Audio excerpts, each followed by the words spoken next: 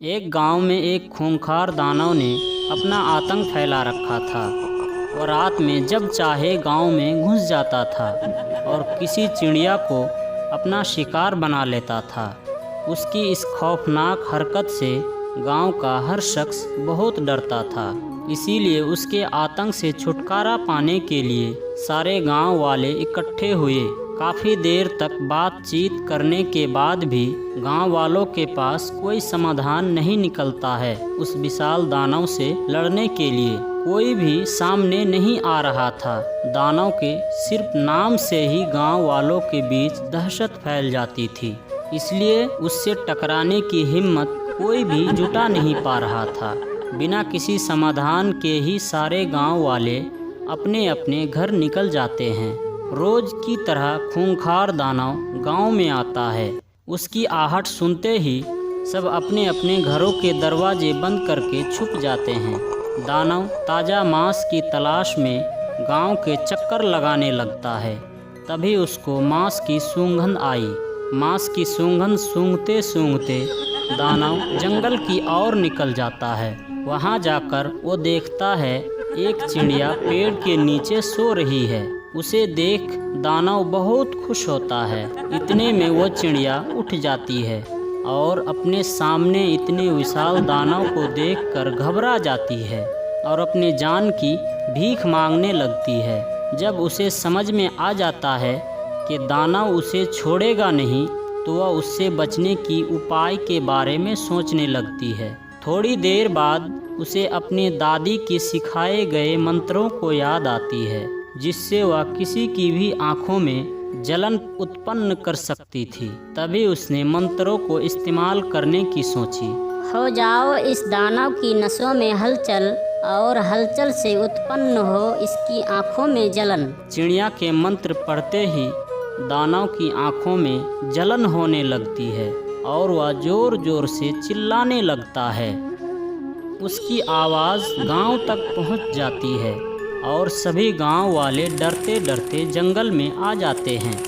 दानव की बुरी हालात देखकर वह सब हैरान हो जाते हैं। इतने में वह दानव वहां से दुम दबाकर भाग जाता है।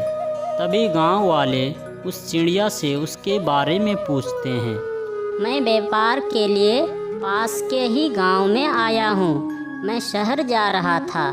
रात बहुत हो गई थी, तो मैंने सोचा कि मैं यहाँ थोड़ा आराम कर लूँ, लेकिन ये खूंखार दानव यहाँ आ गया। ये सुनने के बाद गांव वालों ने उस दानव को अकेले ही धूल चटाने का राज पूछा, जिस पर उसने बोला, मेरी दादी एक तांत्रिक है। उन्होंने मुझे अपनी सुरक्षा करने के लिए छोटे मोटे मंत्र सिखाए हुए हैं। उसकी ही बदौलत आज मैं जिंदा हूँ। ये सब सुनकर गांव वालों ने उस चिड़िया से उनकी मदद के लिए एक दरखास्त की, जिस पर उस चिड़िया ने उन सब की मदद के लिए अपनी दादी को बुलाने का वादा किया। चिड़िया की बात सुनकर सभी गांव वाले बहुत ही खुश हुए। अगले ही दिन वह चिड़िया अपनी दादी को गांव में ले आती है। गांव वाले सारे दादी के पास जाते हैं। दादी कहती है, आप सबको आज रात को मिलकर एक बड़ा यज्ञ करना पड़ेगा। उस यज्ञ को करने पर उस दानव की ताकतें कम हो जाएगी।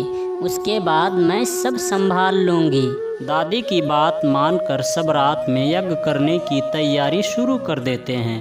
रात होते ही खूंखार दानव बदला लेने के लिए फिर से गांव में आता है। सबको एक साथ देख वो बहुत ही खुश होता है और सोचता है कि आज इन सब का काम तमाम करूँगा। दानव को देखकर सभी डर जाते हैं, लेकिन वो अपनी पूजा बंद नहीं करते और यज्ञ करते रहे। खूंखार दानव हंसता हुआ कहता है, हा हा हा हा, क्या बात है, आज तुम लोगों को मुझसे डर नहीं लग रहा है।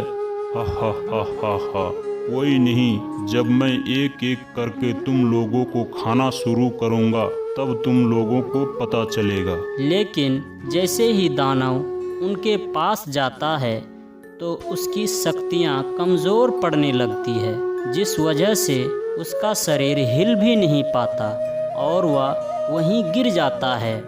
इतने में दादी वहां आकर दानव को वहां से चले जाने के लिए बोलती है, लेकिन दानव गांव छोड़ने के लिए साफ मना कर देता है और सबसे बदला लेने की भी धमकी देता है, जिस पर दादी उसे बोलती है, मुझे पता है तेरी जान तेरी नाभि में है। अगर मैं वहाँ वार करूँ तो अभी का अभी भगवान को प्यारा हो जाएगा। ये बात सुनकर दानव घबरा जाता है, लेकिन अपने घमंड में आकर वह गांव छोड़ने से मना कर देता है। यह देखकर दादी को बहुत गुस्सा आता है और वो दानव की नाभि पर अपने जादुई डंडे से वार कर देती है और दानव वहीं पर मर जाता है।